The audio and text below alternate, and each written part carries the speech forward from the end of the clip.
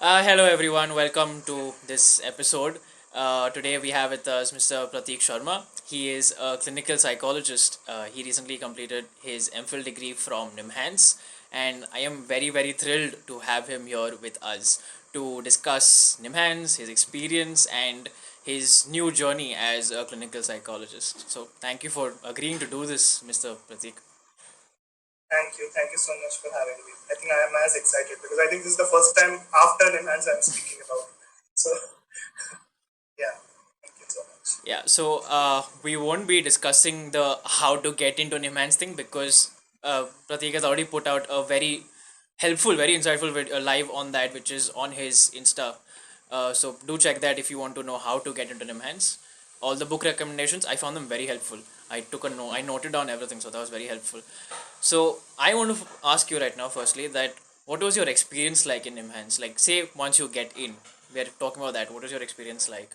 From the day you got in till say the day you took that degree and you came out? Sure. First of all, yes, I mean, there are a lot of content now on YouTube as to how to get into NIMHANS, what is the process like, and on everything else. So, I mean, apart from my video, I think I put it right when I got into NIMHANS. So, um, yeah, my experience, I mean, if you ask me, I'm still trying to make sense of it as to how it was because you don't get enough time to sort of reflect on what is the experience like while you're in it. It's only when you come out of it you kind of realize a lot of things. I think from the moment you get in, the thrill sort of gets you, and you are thinking about all kinds of things. How it's going to be like. When you get in, you have a whole sort of a phase which is just what I call the anxiety phase. I mean, you are on the edge all the time. You don't know where to find things. You're kind of looking for places within the campus. You're trying to familiarize yourself with everything, with everybody's names, first of all. Like, it's a big batch of 30 people. Trying to find, where is what, where is that ward, where is that particular OPD. And you are just trying to sort of, you know, make sense that you are even worth it, worth all things that you're going to do there. Um, there are quite a lot of postings in NIMHANS that are, I mean, it's not just that you are only in one place all the time. So, for example, there are three adult psychiatry postings. One posting is for 3 months. So when I say posting, one posting is 3 months. So there are three adult psychiatry postings, and after three adult psychiatry postings, you have what we call the special postings. So special postings will involve something like neuropsychology, 3 months in family therapy, 3 months in child psychiatry, 3 months in it's divided across rehabilitation services, community mental health. So all of those things. So in every 3 months you switch, and to come to one posting and you put all that you have there, and just the 31st of when the posting is about to end, you jump into something else, completely different environment, completely different way of working. So it's really challenging in that manner. uh, First 3 months, your first posting is always your adult psychiatry posting. So the first 3 months, you are just trying to sort of make sense of who you are in this place. I mean, you're sort of getting a hang of the trainee status that you have there. You try to sort of put together whatever you have learned in your masters, but there's always a step, like one more step to that. And and yeah, I mean, so if I have to put it in a crisp manner, so you have this anxiety phase going on, right, which is all about doing the best I can, trying to familiarize myself with everything, with all the processes, with all the assessments. How does my first therapy session go? Because after, like, they don't really give you very intense therapies in the beginning, like about 2 to 3 months in. But sooner or later, you will start seeing a lot of people for therapy. Right? And they might even ask you to carry a particular patient for therapy from one posting to other postings also. So, and that sort of, brings in all kinds of feelings within you as well. From competence to from whether I'm good at it, whatever I'm doing, is it right? Is it by the books? Is it something similar to what my supervisor would say? So you're taking all of these things and then you're moving forward. And then you reach the middle phase where they're going to bomb you with exams, this exam, this submission. Because the first year you're going to spend in doing your psychodiagnostic submissions, which are 5 of them. And the second year you are submitting 5 submissions. The whole process, the whole, entire, all the phases, termination. So the idea is to keep the balance between your academics and your work. These are the two things that is going to just carry you, and this is going to bounce you like a ball between them. So it's something like that. Towards the second year, you have mostly been familiarized with everything. Now you reach a certain particular place which is more of an exhaustion. So then you know everything. You almost know everything, as in don't know everything about what you're doing, but know everything in terms of what is located where in the campus. How do I do a workup? How do I do my first session? How do I take over the therapy process? Possibly, if you might have even seen clients for a really long time, let's say for 6 months, a year now. But now you have, how those, what is the guy's name? Cycle of the exhaustion phase, the stress cycle. I completely forgot. Where there's an alarm Exhaustion. phase and there's an exhaustion phase. GAS, Hansel. Yeah. Hansel, yes. So you reach there. Mm-hmm. Now you're just letting the whole time sort of carry you wherever. Now it's no longer like, oh my god, where am I gonna go next? What am I gonna do? Now it's like, yes, I'll just do it. Right? So it may sound like I'm speaking all negatives here, but it's not really negative, because in between there will be moments where you will have a lot of meaning to what you're doing. This is just my own experience. I have come to learn that everybody experiences their M.Phil journey very differently. Some people might not see a point of a lot of things, but there is something in everything. There's something that I believe in the sense that you're going to learn a lot of things, but you're also unlearning a lot of things that you may have picked up in your masters and the other journey. So, I'm so I glad don't you know. I mentioned think I'm those. throwing things everywhere. But Because I think whenever we look at, say, like an M.Phil program, we just think of it like an extension to a master's program. Like, oh, I learned some more things. But I yeah, think when you may have entered, you may have seen a bit more. You talked about the balance. So it would have been a whole yeah, different experience than, say, just learning something the way you did in your master's. yes. Oh, it was. Apparently, even though a lot of trainees come in who have had internships outside, who have worked quite a lot. I think some of that helps in comparison to someone who is just coming out of masters. Right? Now, I'm not saying that's an advantage in itself, because you're going to learn a whole new field of work in here as well. But yes, it is a shift. It's a big shift in terms of what you have studied in masters. It's not just an extension. You're going to learn a whole lot of new things as well. So because in masters we read from books like Gerald Corey's Theory of Counseling and Therapy. Yeah. Right. So, but the chapter finishes here, but there's a whole big area that is uncovered. And above all of that, you see, like what I found in myself was that when you see the process happening, when you experience it happening between you and the patient, that's completely different from how you read it, the book. And I'm not saying that what the book is saying is completely wrong. It's actually happening, what you do, but it's going to look very different. You may not realize, oh, was this how unconditional positive regard looks like? You don't get a hang of that until you sort of sit down and reflect on that. And that's something very important in I think in India, and because M.Phil programs are very, very rigorous. They shouldn't be like this. I think the whole NIMHANS program that we had, if I was a judge of it, I would span the same program across at least 2.5 years or 3 years. But it's all very, very cramped. But it's really, really important to find places either in a peer group, either in supervision. Although, like, I would really suggest that the batch that comes in, if the batch has good cohesiveness, good understanding among each other, it really helps because it gives you space to sort of reflect on these processes. Because otherwise, it's very difficult.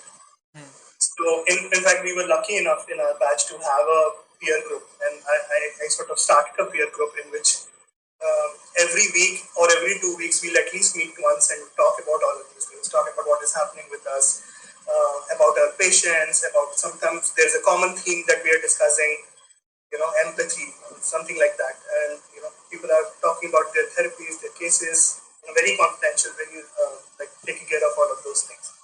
And it was encouraged by our professors. So yeah, there's a big extension to what we have just studied, and the main like aspect of it is the patients that you meet, because you come from a lot of like very, very different backgrounds, cultural backgrounds, socioeconomic backgrounds, and NIMHANS becomes one place where you see all socioeconomic backgrounds. It's not just a particular kind. Like, for example, a lot of things you hear about CIPs like that. Like you see a limited range of people there. But in NIMHANS, you will possibly see someone who comes from a very upper socioeconomic strata versus someone who comes from a very middle or a very sort of an oppressed socioeconomic strata. So that sort of makes you wonder, how much of what I have read in my masters and versus what I'm doing, because you read about OCD, and of course the patient is going to tell you all of those things what you have read in this OCD, but they're going to tell you something more as well, right? And then going to make it a little difficult for you to understand. So sometimes it's not just like, oh, I will ask them and they will tell me. Right? So you learn a lot of inferring things. You learn a lot of like, this is the material that they have told me while I'm doing a workup. But how do I make my own impressions about that? Because they're not going to just tell you exactly what it is. So It's like a that's needle the in a kind of haystack kind of thing. distinction. Right. Sorry? It's like a needle in a haystack kind of thing. It is, yeah. A lot of things that I thought that, oh, this looks like XYZ kind of a problem. But when you discuss it with your consultant, it becomes something else. And then you're like, oh, because that's what we are clinicians, and this space sort of requires that we sort of take a mindset, but we don't broaden that horizon like for us. If we start finding something about depression, we'll start sort of filling those gaps about depression. We'll start sort of, almost trying to create our own case. But then you've just missed like a personality factor. So all of those things sort of play a role.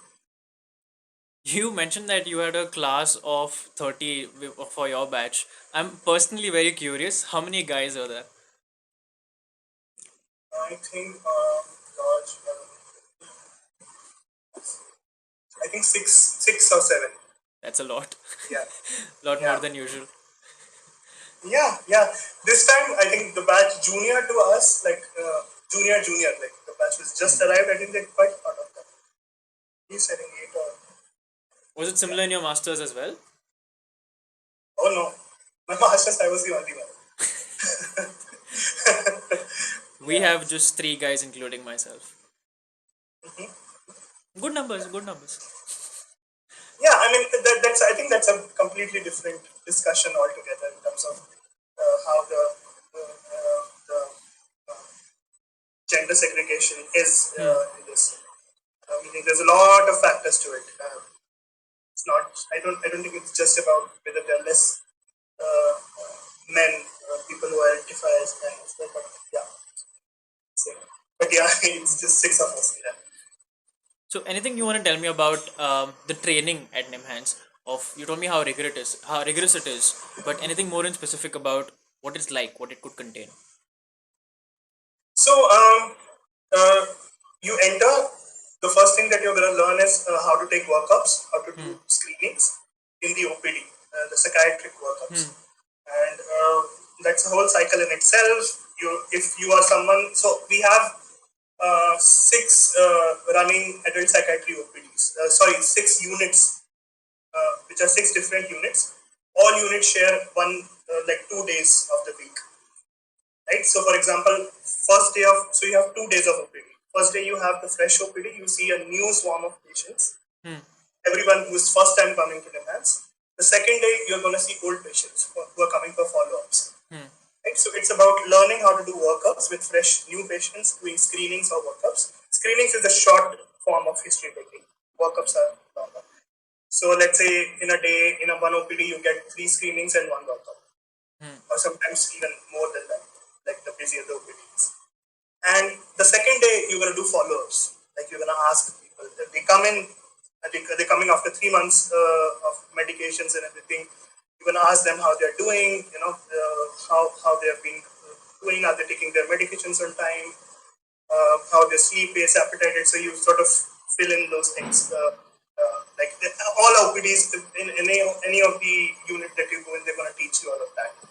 So, but the teaching happens very quickly. That it's going to tell you, just do these things, and then So it's like you at have the to just same get time. into it, right? They don't give you much time to adjust to it. Oh no, not at all. Not at all. There's very little time to sit and see. Oh, what am I? Sometimes day one is like, of course, a little chill in that Huh. way. Day one is like, okay, you sit and you observe, or they might send you with the third year junior residents who have been doing that thing for a long time, so you kind of shadow them as well. Hmm. But oh god, it becomes really difficult if you know Kannada. So that if you know Kannada, then you just get a lot of work, especially Kannada, Telugu, because you have a lot of people there Hmm. who are coming from languages, and they need a lot of people to sort of deal with. So yeah, sooner or later you'll start picking up on that. And at the same time, in your clinical psychology front, you're getting assessments. So if you have OPD day, there are going to be referrals for IQ assessment, personality assessment, psychometry, Hmm. like if there is any legal thing, and then you're going to start calling them. Same for therapy also. Hmm. So, like I said, first time initially they give very short interventions, supportive work, but they're going to soon sort of start giving you other therapies as well. So this is how you sort of this is how the training goes. This is all that happens in adult psychiatry postings. Let's say you go to family therapy. So you reach family therapy. The first day, second day, they're going to start having classes about family therapy. They're going to start teaching you, how the family therapy assessment is, how the family assessment goes, what is the intake like, how do you make a proper genogram for family therapy, Hmm. how do you sort of plan your sessions, and you're going to start getting cases as well. Let's say you go to neuropsych posting. Day one, they'll teach you how to do the NIMHANS battery, or like day one, day two, The and even disability one, within the month. SLD. Yeah. So every unit also has their own specific training, Hmm. right? So you are going to a unit, they're going to have their own academic, they're going to have their own lectures. You are going to have your own lectures in your clinical psychology department, with the classes are going for assessments and everything, and you are learning like whatever the unit is teaching you as well. Hmm. Like let's say this class is about the Nekaman test, so you are sort of trying to learn, and at the same time you are also Hmm. doing it with your patients. So this cycle keeps on going with every unit you come. Right? So let's say if you have finished 2 adult psychiatry postings, that means that it's understood that you know how to do a workup, you know how to take do case histories and everything, you know how to do follow-ups. You have even you sort of also how to do the more primary sort of assessments, like the IQ assessment, ASD, personality Hmm. assessment, Hmm. diagnostics, and all of those things. So by 6 months, it sort of becomes a little easier. So now you don't have to you no longer have to sort of sit and ponder, oh, how am I going to do that? It will be all right then. Then you'll be like, okay, whatever it is, let it come. I'll just see what I can do.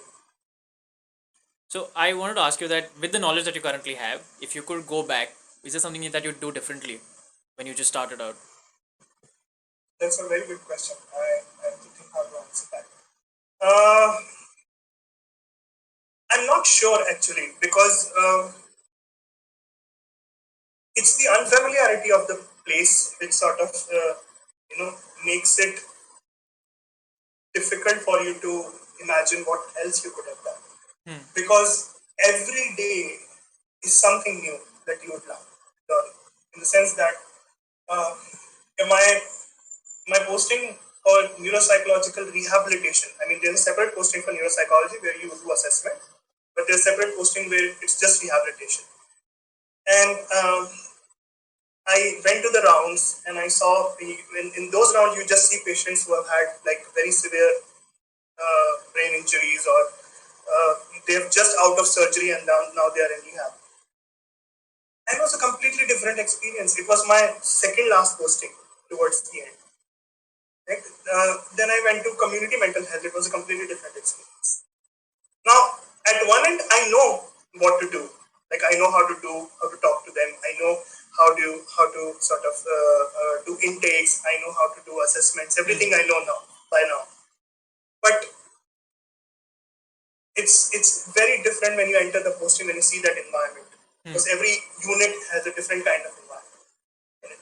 Now, if you ask me whether I could have done something differently, I really don't know. I could have just because I was really anxious as all my batchmates that I could recall. At the same time, I was also sort of being one of those open to experiences. I was trying to sort of activate that trait of mine. That let's just see how what happens. So yeah, there are things that I wouldn't do. So you learn those things also. It's going to teach you those things because at the end of the day, it's a very complex place in itself. So you're going to learn. I did learn things, but then now I think that I wouldn't do that. And I won't want to sort of talk about it in a very lot of detail because I want like people who are entering NIMHANS to sort of have that experience by themselves. But one thing I'm really sure of is that you are going to see things, you're going to hear things, you're going to even do things that you might later realize that I don't think this is fun. I don't think this aspect is fun. I think I'm going to do it really different. So yeah. Okay, so let me specify the question a little more. So, getting into NIMHANS itself, it means that you have a good idea of psychology. They kind of ensure that. But what more would you recommend that, oh, you need to know this thoroughly inside out? Knowing this thoroughly would help you deal with this course better. Like what attribute, not attribute, sorry, like what qualities one can have? Sure, qualities or say knowledge, like say you study this area very well, or you are this kind of person. Say if you develop your empathetic skills better or something. Yeah. So fortunately in NIMHANS, they don't expect a lot. Like when you're coming to NIMHANS, you should know a lot. And that's one thing good about NIMHANS that I really like. Like they teach you most of the things from the beginning. Like they send you a lot, and there's a lot of materials flowing around NIMHANS. Every unit will get a lot of materials. I think one when one knows that they're getting into NIMHANS, they must know that they have to have an open mind in terms of who they're going to see, what they're going to say to them, the kind of patients they might meet, the kind of psychopathology they might come across, right? And that's where the empathy factor lies. So it's not just about all the good things. Empathy is not really a very positive thing in itself. And here you're gonna see a lot of things that you might not sit well with you. So that open mind is really important. Whether even if you hear something that you suddenly find, I don't know. Not just the patient, even with the consultant, even with your peers or anyone. But just stay with that and see, like, you can have your conflict with that. Of course, you can have, like, you might not even agree with some things.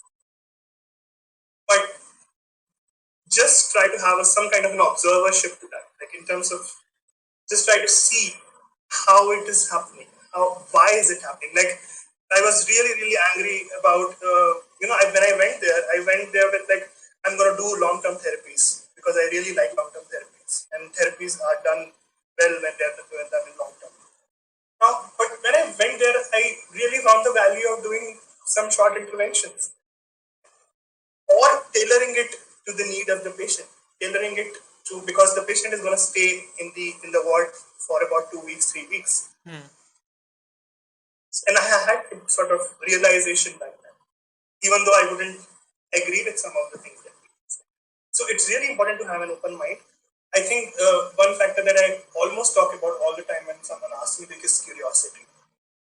So it's, if one is going that I just want to do my M.Phil and just get the license done, it's not going to help.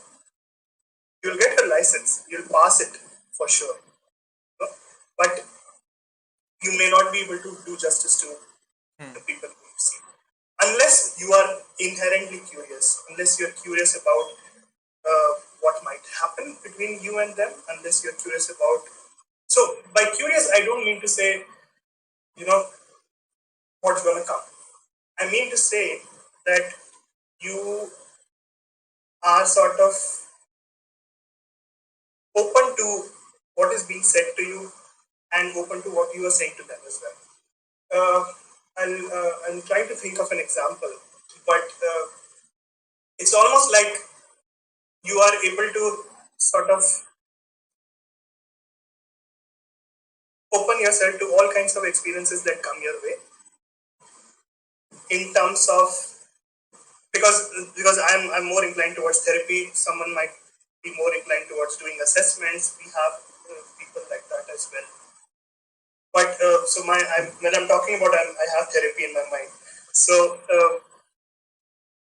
be open to what kind of experience emerges between you and the patient. And NIMHANS as a place kind of gives you that place, gives you that space, because you do a lot of therapy. And unlike other places where M.Phil M.Phil is there. So curiosity about what you read, but what you might come across, is also something that is very important. If you have already made up your mind about something, this is how it looks like and this is how it's going to go, it's not, won't be that helpful. So genuinely curious about how the mind functions, because you've read it all this while, but now you're about to see how it actually looks like. In some places it might surprise you, in some places it might disappoint you as well. So keeping an open mind and being curious about that sort of really really helps. Even if you're not able to do something, there is some process in play, just not which is making you not do that as well. And so paying attention to those things. And if you are trying to get the patient to fill a sentence completion test, the performer of it, but they're not doing it. They're taking a lot of time to think, and they're putting it, and you're getting frustrated there, But that's still clinical data. It's still telling you why the person is not able to do that. If they make mistakes during assessments, if they say something really bizarre in therapy, or if you might end up saying something really bizarre in therapy. So paying attention to those things, learning from those experiences, even if you are bored at some place, even if there are postings which are pretty boring, and I think I can say that now because I received my final mark sheet. But yeah, even if you're bored, there might be something. So I think that helps. Reading, you get very little time to do your own reading, but if someone loves reading, I like reading a lot. If you can find time to do that, it's very important. So then now the reading will not remain only to books, because you have also have to sort of keep up with the current research about things. And there are going to be different books now, because the books that are sort of delving into uh, uh, the more deeper aspects of therapy. Niman has a very huge library, and there's a lot of good books, a lot of classic books as well. That's good to So, hear. but it's very lonely place it is. Nobody really goes there. Even better, quieter. Yeah. When you're telling me about the curiosity thing, it just kept reminding me of how a lot of clinical psychology textbooks, they often phrase it as scientist practitioner. Often we forget that scientist part, and I'm Yeah, very glad yeah, you mentioned that. yeah. I mean, the scientist practitioner model was something that everyone agreed upon. Very this thing, and they sort of tried to bring it. And unfortunately, now we are kind of living in times where people are sticking to either of those sides. Either they're being completely scientist, even that is not good. So if you want to be a scientist, then do a lot of research, but you have to be a practitioner as well to have that sort of ecological Huh. validity or whatever we call it. Yeah. Right. So I have received a lot of valuable information. I'm pretty sure the people watching this will also appreciate it. But now let's get to a subject that's closer to your heart, psychoanalysis. I know that you post a lot of stuff on that, and your page was actually recommended to be by a friend of mine. Her name is Ashmita. So she used to come to me on the days that you used to post, and she'd be like, "Bro, Prateek posted this new post on psychoanalysis. Did you see it?" I'm like, "No, I have to read it." So we used to sit and read together, or like she used to let me read it. It was fun because it used to take us some time to actually understand what was written. So just to prepare for this call, I was actually reading some psychoanalysis. It's Oh, what were you reading? essentials of psychoanalysis. It's Why? it's compiled by Anna Freud, but it's a collection of Freud's works. Ah, great. So yeah, I was getting back to that just so that I could have a proper sense in this call. Because most Okay. of our knowledge of Freud is limited only to just conscious, unconscious, ego, superego, anxiety, and just that's it. Defense mechanisms, that's it. We rarely see it beyond personality, unfortunately. And my professor from NIMHANS itself, when he introduced defense mechanisms with psychopathology, it just blew my mind. I'm like, oh, okay, we did not see that. So tell me a bit more about your relationship with psychoanalysis and how you integrate it with your degree in clinical. Um, it's important to know that psychoanalysis is two things. It's one time it's a whole corpus of theories, right? It's theories about development, it's theories about psychopathology, and psychoanalysis is a form of treatment. Hmm. So these are two things. Uh, Now, one very prominent person by the name of Stefano Bolognini, he said that Freud is no longer the father of psychoanalysis; he's the grandfather of psychoanalysis, because it's people who came after him sort of did a lot of work to bring psychoanalysis where it is right now. Freud's ideas are so commonplace now that we almost sort of don't pay attention to them now, although they are as alive. So Freud's work is divided into three sort of aspects. It's not like some written somewhere. I've heard it in a lecture that I was a part of. A part of his work is completely, you don't need to pay attention to that. One of, like for example, his work on religion, his work on somewhat, developmental theories. It's Civilization? sort of like that. Civilization? He has written some on that. Civilization is still a little okay, right? His work that can universally be applied to all cultures everywhere. The best of his work is in metapsychology. Metapsychology, where he's describing the structural perspective, the topographical perspective, the economic perspective. So there are more to that. How what is said in undergrad textbooks and all. So inhibition, symptoms, and anxiety, the defenses, although it was came a little later as well. But a lot of his work is very much alive in things that you see today. So For example, the collision between a wish from the inside and the prohibition from the outside. Right? You're gonna see a lot of it in NIMHANS. The first person that I saw in NIMHANS, the first person I was asked to go and do an MSc, a mental status examination, to learn how mental system. This person was a young person, young boy with catatonia,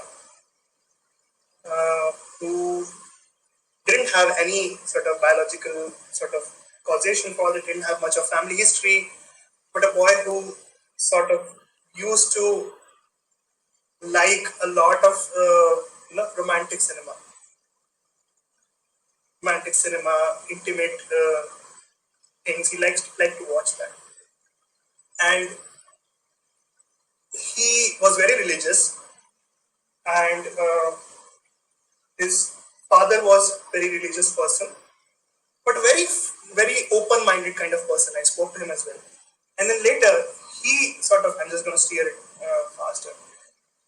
He found religion somehow and became deeply attached to it and developed character. I mean, there are going to be a lot of forces involved here. I'm not just going to say that this is the only cause. Yeah. But it had a big role to play in the onset of his symptoms. Right? Because on one hand, he was exploring things that he sort of really liked doing. But then there's something else. There's the development of the superego, and which became somewhat really, really harsh and punitive. So you're going to see all of these things in every person you meet. So when you ask me how I integrate these things, whenever I meet someone, my formulation starts dynamically on, no matter regardless of what I'm doing with them. And there are a lot of people who sort of argue for that. Like if your formulation is informed by psychodynamics, and we're not just talking about ego, superego. We're talking a whole lot of other things as well. Right? We're talking about personality organization. We are talking about a lot of contemporary aspects, attachment. Right? So, but these are the aspects that are not covered in masters or undergrad, and that's a big problem in India or anywhere actually. Even in the US, people are talking about that. So, because the kind of things you learn in psychoanalysis, it's all just, oh, Freud was this, and ego, superego, and then defenses, and the chapter closes there. But there's a whole lot of other things that people are missing out on. Right? So, like for example, if I ask you, Shannon, that you are someone who is studying evolutionary biology and you want to become a scientist in the future, right? So you're not just going to read Darwin, right? You're not just going to just talk about Darwin all the time. You're going to read all the other people who has written so many things about, all the other aspects of psychoanalysis. So psychoanalysis is not just limited to ego, superego. There's so many things going on. And now there's a contemporary psychoanalysis which has some bits of Freud, some bits of other people, and then so it's not just one theory; it's a cluster of many theories. And how I work is that my formulation is always psychoanalytic. In any of and there is no model, so you are always sort of descriptive about it. So, for example, if you're doing your psychodiagnostic submissions, you do all the assessments, and your psychoanalytic formulation is like paragraphs. It's not those arrow-based models that you need for it. It's because it's description. It's how you make sense of the person, the problem, their developmental history, and how you sort of put all of those things together. So yeah, there's a big problem in terms of psychology, clinical psychology as an education in India. That they don't. So the person ends up studying these things, and then they make up their mind. But when they enter the field, when they experience therapy, they realize that all of this has been discussed in psychoanalysis. A lot of people in peer supervision, in peer group that we had, when we spoke about these things, when we discussed papers, you're reading it and you're saying, oh, this is what I'm doing in my therapy. Because when you see contemporary psychoanalysis, when you see contemporary psychoanalytic psychotherapy, and it has another myth that comes by is that it's not evidence-based, but it is as evidence-based as any other psychology, any other sort of psychotherapy. If not more, there are certain cases like personality vulnerabilities where psychodynamic psychotherapy is far more effective than it. It has a neuropsychological basis, and if you go to neuropsychology, my experience of a neuropsychology posting was also like that. So I met a patient with Korsakoff syndrome, and I worked with him every day for about 3 months. And at the end, I was able to sort of formulate it using a psychoanalytic model. Because there's a whole school now which is called neuropsychoanalysis, which integrates psychoanalytic practice. Yeah, this is going to show, because if you look at it, what Freud is talking about, let's take it ego superego, right? So your frontal part, your prefrontal cortex, and all its areas, they act as ego functions. Correct. If you look at defense mechanism as an executive function of the ego. From the entire neuroscientific literature, we know that a lot of our brain operates outside our consciousness. Procedural memories, implicit memories. What are those things? These are your unconscious operating. Right? So the more deeper structures of the brain, the subcortical structures of the brain, right? They represent what? They represent your deepest wishes and desires. Certain reflex actions. These are all emotional reactions. Right? And the upper part of the brain is more in control of the surroundings. Freud wrote in his book, he wrote when he was describing ego, he wrote, ego is first and foremost a bodily ego. And in bracket he wrote homunculus. So when you look at the homunculus, the structure of the homunculus in your somatosensory cortex, it's what it is? It's awareness of your own body. Right? So there's a whole field and there's a lot of papers, a lot of research behind it. It's dedicated to integrating psychoanalysis and neuroscience and how we can use the two. I agree. A lot of people, it's very easy for a lot of people to just say Freud was wrong and stop there, because then you don't have to read it. It's very hard to accept the fact that, okay, he was not entirely correct about certain parts, and that too is still debatable, but his contributions cannot be neglected. I think what you just said, you can pick any theorist in psychology and you can say exactly that. Exactly the same. But we don't say that for those theorists. We always say that for Freud. Correct. I mean, yes, he got a lot of things wrong. So there's a whole corpus of his work which is completely, bogus. There's a whole lot of his work that is somewhat willy-nilly. I mean, you need to sort of culturally apply, like his theory of Oedipus complex. Very important theory. You're going to find a lot of it in therapy, right? But it has to be sort of culturally modified. Right? His developmental theory is very Eurocentric. Right? It's just white people studying white people. You're gonna have to sort of make those changes. Right? But then there are a lot of work which is universally applicable. Now the same thing, and one good thing about Freud was he was always sort of trying to revise himself. He will write one thing about anxiety in one book, and in the next book he will say, that part we're going to abandon and now we're going to do something else. Right? It's a very underrated quote of him, but he said that all therapies, there are a lot of treatments for treating psychic disruption or mental health problems. All that lead to recovery are good. So I'm not someone who is saying that you have to use psychoanalysis, just like how I'm saying this. And he's written it very clearly that it's very important for people to sort of make psychoanalysis their own. And that's the beauty of it that I found.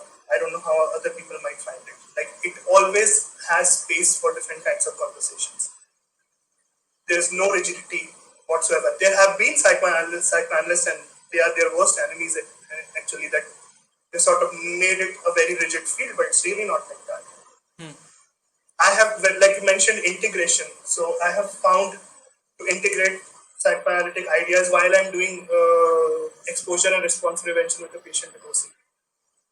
Because it's not just the symptoms that they're coming with, it's also the person, right? So you're going to see the person, their cultural background, how they think, how they feel. So you're going to put all of that, and only then your therapy will be successful. So if you look at psychotherapy research, nobody is saying, it has a variance, but very little about the technique that you're doing makes it effective. It has more to do with how your relationship is with the person, how you are attending to your transference, or the person's transference, how you are attending to your counter transference. Now, there's a whole set of research that says that regardless of what therapy you are doing, even if you're doing CBT, therapists who attended to transference and counter transference, no, regardless of whether they used it or not, had better outcomes in therapy. Right? So, integration is a very complex thing. It's a big word. It's thrown around very easily, but it's possible. And it's possible if you want it to be like that. So, yeah. Uh, I've taken a lot of time of it. no, it's okay. uh, a lot of as you were mentioning that Freud ends just at defense mechanism. So imagine if Freud is being cut that short, then a lot of his contemporaries would just have not more than 2 3 lines. So to our audience who are watching this, what recommendations would you give? Personally, I have found Lacan, um, Kohut, Sullivan to be quite helpful. But there might be a few more unknown figures, like there are Indian ones as well, like Salman Akhtar, etc. What names would you give for our audience to read a bit more about? I love Salman Akhtar. I am a huge fan of his. I've seen most of his lectures that are there, and he explains things very, very nicely. And a lot of things that I've said today are actually said by him also, that I've learned in his lectures. In terms of reading contemporaries, there are a lot of books. Like, for example, if someone wants to understand basics of psychodynamic psychotherapy, there's a very good book by this author called Deborah Cabanis. It's called Psychodynamic Psychotherapy, a Clinical Manual. Uh, it's very easily available, and if you want, I could easily sort of send it close to you as well. So that is one that I would recommend. In terms of, like, if you're asking like big people who should be read, I think it's very important to read, if someone is interested in that kind of reading, Eric Erikson. I In terms of India, I think Salman Akhtar you have mentioned. There's Subir Kakkad also. That's someone. It's his book, The Inner World, which is really, really good. It explains most of the process of what happens with Indian children. Somewhat is a little old, but yeah. In terms of other contemporaries, I think what are important people who have given important theories. In that, I would say Winnicott, who's had a good influence on me. His There's book one on guy. play and children, right? Yes. Uh, Melanie Klein, someone I really like. Uh, there's one guy called Otto Kernberg, who has given the idea of personality organization, which becomes really, really helpful in terms of your assessment and formulation. Very contemporary, I think still alive, yeah. And some of the more ideas that are extension of psychoanalysis, like the mentalization framework. If someone is interested in attachment framework, there's a lot of people who are, it's not just Bowlby. So it's also like you don't have to read very classic people to understand psychoanalysis. Right? But glad you asked this to me. So there's one guy called Jonathan Shedler. I don't know if you've heard of No, him, no, I've but not. he's a clinician and he's very active on Twitter. He has a lot of podcasts. So he has a monograph of 65 pages. It's called That Was Then and This Is Now: Psychodynamic Psychotherapy for the Rest of Us. It's a 65-page thing that he had written when he was teaching a course, on doctoral level course. That monograph is written, has no jargon whatsoever. It has no very big, terms into it. It's written using everyday language. He draws parallel between what a cognitive therapist might say, what call this, because all these processes are very analytic in nature. If you say schema, now schema is something that a cognitive therapist might talk about. The same schema, the attachment framework person might call it a working model, right? And analyst might call patterns. Choose your favorite word. but it's the same thing. Right? So this particular monograph I recommend everyone to read, because he spends a lot of time in clarifying these things. He spends a lot of time in clarifying these myths. He spends time in explaining, basic concepts which are central to all theories. So people get confused that should I go for object relations, should I go for more traditional, should I go for attachment? But there are certain things that everybody agrees upon. Like for example, defense mechanisms, unconscious, all of those things. And so he clarifies all of those things together and then he moves to therapy also. That is one person that I would really recommend. It's a big deal when majority of the people in psychology agree upon something. Sorry, I couldn't hear you. It's a big deal when majority of the people in psychology agree upon something. That rarely happens. Yeah. Yes. But you know what? Everybody has at some point agreed upon something. Or use different words for it. But then they sort of have to separate themselves from this.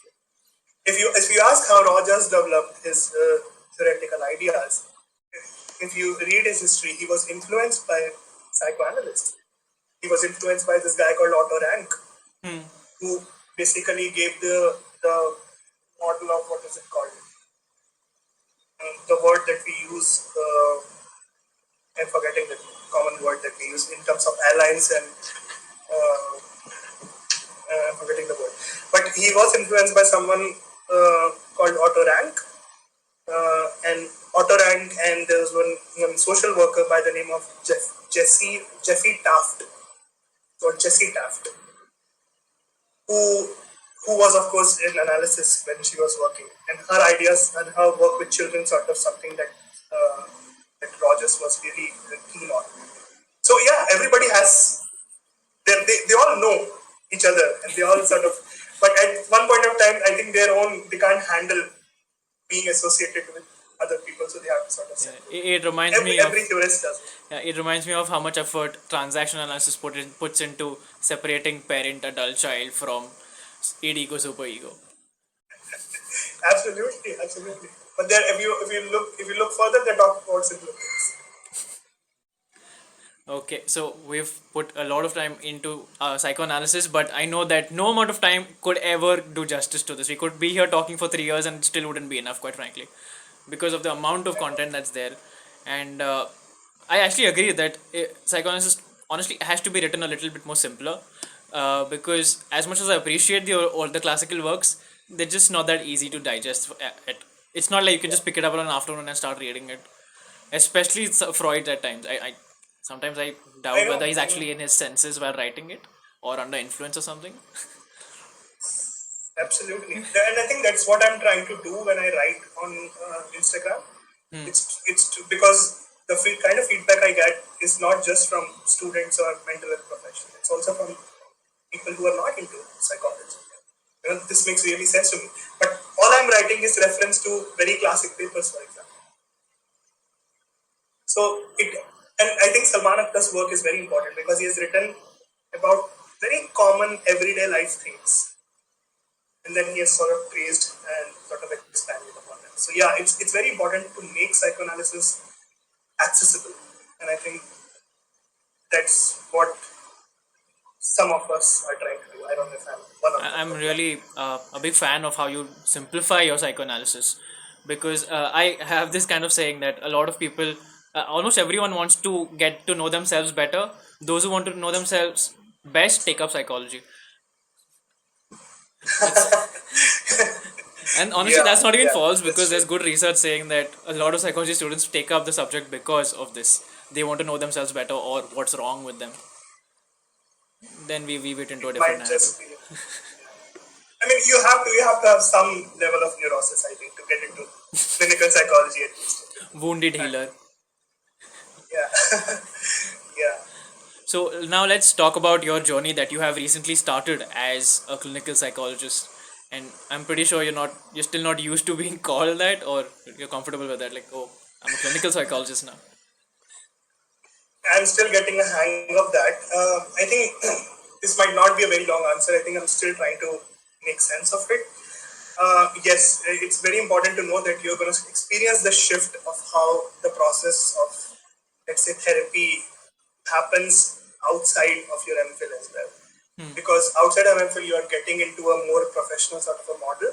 Like you have to sort of figure out how you're gonna plan your finances, how you're gonna charge your fee, how you're gonna plan cancellations. At the same time, when you are doing your M.Phil, there's a lot in your mind. Even when you're sitting in the therapy session, there are 100 things going on in your mind. It's very common to feel that way. Versus when you actually start practice, it's all clear.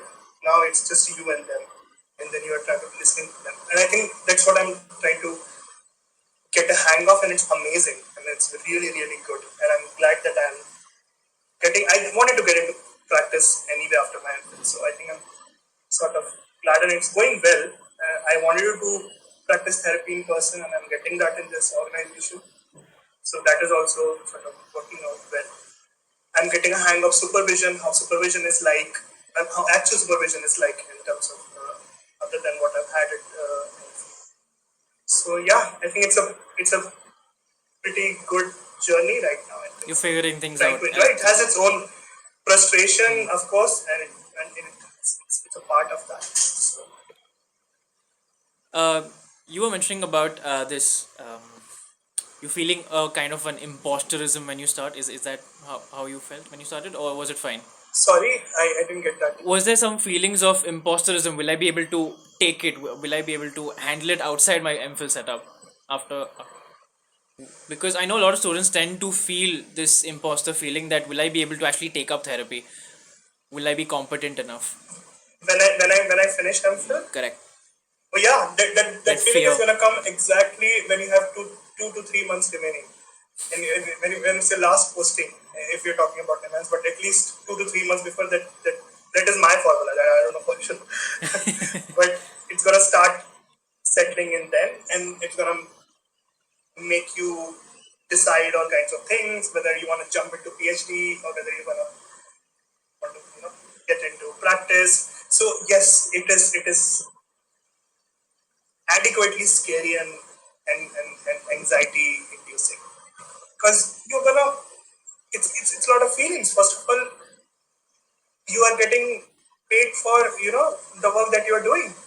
Now that itself is that itself brings in a lot of anxiety itself, because you now there's a person sitting there, and then you're gonna say things to them, and they're gonna say things to you, and then they're gonna pay you some money after that. It's a very weird feeling altogether, and that's what MPhil programs don't really train people for that, and that's what something you just discover when you come outside, because that's the only part I had to sort of more like I'm still trying to work through it, because then the feelings of incompetence, feelings of am I just sort of playing around with things, or am I not sort of like am I actually doing work or not? And for that purpose, supervision becomes really important. It reminds me, there's one more book. It's called Sometimes Therapy is Awkward. It's from this very famous page on Instagram called Psychotherapy Memes. Very, very famous page. It's run by this therapist called Nicole Arts. I don't know how the last name is pronounced, but she has written a book called Sometimes Therapy is Awkward. She's a psychodynamically trained therapist, but that book is just speaks to trainees. It speaks to early career therapists. It has very small paragraph, and she just uses everyday social media language. And she's explaining everything, and that book really helped me in working through with these anxieties. There's a whole section on exactly what you're asking, like what to do when you feel like an imposter, or how to sort of deal with those feelings, how to know that you're actually doing the work. So that. Thank you for sharing that. A book that actually helps me calm down or when I get this is The Gift of Therapy. Urban Diallo. Another great. Yes. Always recommend that I don't even mention, because you asked me something specific, but that's something everyone should just read once. I'm a huge fan of Yalom actually, and usually I don't combine psychoanalysis and existentialism because they're kind of in a way different. One is free will, one is like little deterministic. But I've been reading a bit more about Ernst Becker's Denial of Death, and the beautiful mixture of existentialism and psychoanalysis. So yeah, that's something. Got off track. Sorry. Well, I mean, you've read Gift of Therapy. If you see, Yalom does integrate Yes, he does absolutely. psychoanalysis and Yeah. existentialism. He has a whole chapter dedicated to Freud, and a lot of existential thinking comes, like not comes. I don't say that it comes from psychoanalysis, but has a lot of parallels to it. Yeah. And something, but yeah, that's the whole another You discussion. were mentioning about costs and pricing. Is there something you want to recommend as, say, someone who's recently passed out as a clinical psychologist? Anything you want to comment on pricing exactly? Licensing. Pricing, like charging your clients, because usually there's no one tells Uh, you how to do that. See, if you're joining an organization, that depends on the kind of model you're choosing. Okay. So let's say if you're gonna work in an organization that pays you a salary, a monthly salary, then you don't have to worry about that. Correct. But if you are someone who's getting to private practice or like the kind of model, the consultancy model that I have, it's best let the organization sort of work it with you. So because they're there for a long period of time, and they have experienced people, so it's more of an ongoing conversation. So that's what. So I think it's something that really comes to you rather than you don't have to read something on that, or there are a lot of blogs and all of those things with that. But whatever place you're joining, sort of have a word with them. Or if you let's say if you want to start a private practice of your own, talk to people who are in private practice for a really long time. How they have sort of increased and evolved in terms of their finances and the charging or pricing. That helps a lot. You have to have a lot of things in place, your emergency plans, your cancellation policies, all of those things. So, yeah. Okay, so I have taken up a lot of your time, so I'm just going to ask you one last question. Since now you have actually finished your M.Phil and you are practicing, this I feel is a question that I would deem appropriate at this point. That a lot of times when we associate clinical psychology, we're like, oh, diagnosis to diagnose. So what percentage would you attribute that like to your job? Because my professor, he said that the diagnosis job, it does not go more than 15%. He's a clinical psychologist as well. He says that we often place so much emphasis on diagnosis, but clinical psychologist's job goes way beyond just diagnosis, and that's a very small part of what they do. So I wanted to actually comment a bit more about that, because often we just see clinical psychologists, oh, they can diagnose, that's it, and then what? I would agree with you, Professor, because I would agree with you, Professor, if we are talking about psychiatric diagnosis.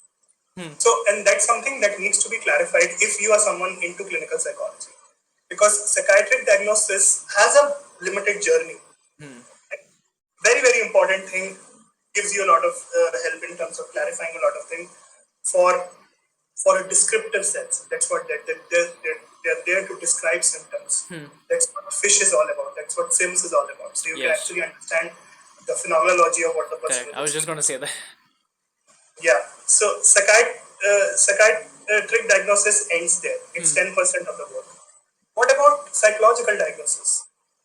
Therapist also has their own diagnosis. Yeah, correct. Diagnosis is not just about medical terms. It's about Absolutely. how you make sense of the problem, how you make sense of the person with the problem. So when a person in any therapy, you do some bit of history taking. You, even if the person comes to you for therapy, you're not just going to sit and you're just talk about whatever you want. It's not like that. Even psychoanalytic therapy, people think that if person comes, I'll ask them to lie down on the couch and they start talking. It's not like that. The couch is so famous. I actively have to do some screening. I actively have to do some history taking. Then the psychological diagnosis bit begins, and that is something that I covered in the psychodynamic psychotherapy lecture that I recently did, as to how to do an assessment. An assessment is not just about giving them scales; it's about the art of interviewing them. You know, what kind of person is this? Everybody has a personality, right?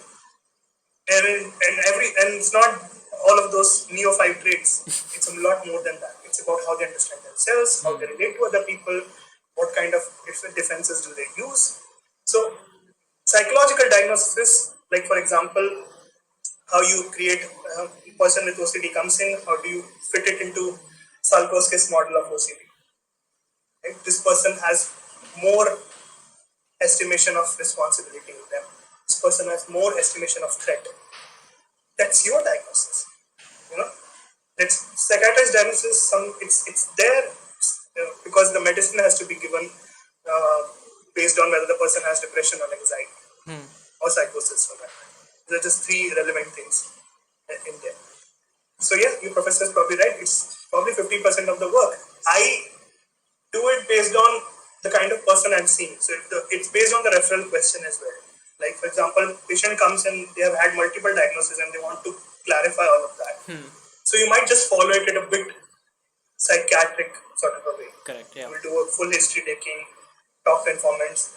But the person comes in, and so we have two things in our organization. We have either like a psychiatric assessment, we have a psychological assessment also. Now, psychological assessment is you take do some history taking, then you attend to these factors. What is the personality like? Do you want to see it from a trauma lens? Do you want to see it from an attachment point of view? Anything. So that is also important. That's part of the diagnosis. Like this is how I'm trying to hypothesize. This person came with symptoms of depression, then he gave me this history. Now I put it all together. And this is how I understand it. So if you're an M.Phil, you're going to do it in the first year itself. Because first year itself, it's going to be like your psychodiagnostic submission. So you have to do a lot of testing, and then you have to put it all together into a formulation, your findings. All right, I guess with that we have reached the end of this segment. Is there anything you want to share with aspiring clinical psychologists who will be watching this? Oh my God, it's put me on the spot. But no, I'm thinking like I hope that you have thought about getting into this enough, because it's an intense sort of a journey. It's very complex. It's gonna put you into very lot of spots. It's gonna make you realize a lot of things, not just about the work you're doing, but about yourself also. Because you are literally talking to people with a lot of baggage, and it's gonna bring up a lot of things for you as well, and not something that we usually talk about. So very, very helpful that I found is having a good sense of support system when you're going through, because these programs are pretty intense that way. It should not be that way. That's something that I'm very clearly saying. But they are, and somewhere or the other we have to do them. If that is our choice.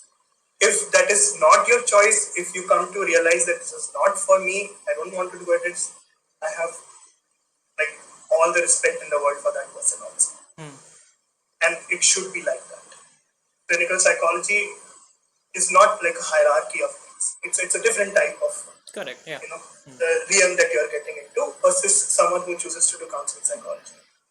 So it's okay if at some point you decide that I don't want to do this as well. It's not that if this has to be done, everybody is doing, so I also have to do it. But if you're getting into it, try being a little curious, like I said, about what's going to come forth. So I think I will just leave it to that. Yeah. Thank you so much for that message. And with that, I am going to wrap up this episode of us. And I would urge every single one to go and actually check Prateek's Insta page. It's Prateek Sharma, if I'm not mistaken. Sharma, yes. I absolutely love that. It's one of my favorite foods. I'm not. I thought I should change it now to something. Please more don't. Like because I write I write something that's quite intense and very deep and all, and it just says Prateek Sharma. I think that's a good balance of quirkiness and serious. Yeah. So. But thank you so much. Please do check his page. Yeah. Thank you so much for agreeing to do this, and honestly, this entire thing was very, very valuable and insightful.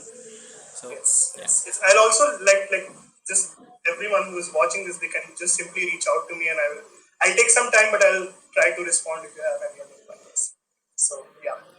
Thank you. Okay. Thank you, Shannon. Thank you so much for this space. I think this needs to be done more often in terms of what you are doing. I think you're doing a great job in sort of bridging this gap between what happens in masters and what happens outside. Yeah. So, it mostly comes from my own curiosity about what happens, and of course. Instead of just asking you, say one-on-one, it's more beneficial for people that way. Definitely.